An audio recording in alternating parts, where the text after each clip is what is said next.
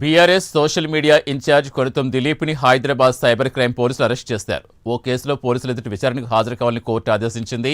దీని ప్రకారం Dilip cyber crimes police స్టేషన్కి వెళ్లారు. వెంటనే పోలీసులు దిలీప్ని అరెస్ట్ చేశారు.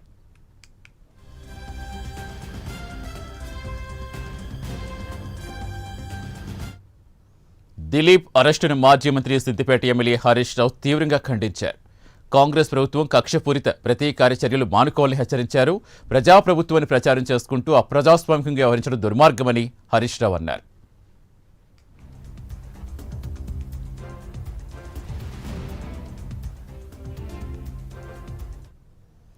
ప్రశ్నించే వారిపై అక్రమ కేసులు పెట్టి వేధించడం సిగ్గుచేటని బీఆర్ఎస్ వర్కింగ్ ప్రెసిడెంట్ కేటీఆర్ ఆగ్రహం వ్యక్తం చేశారు.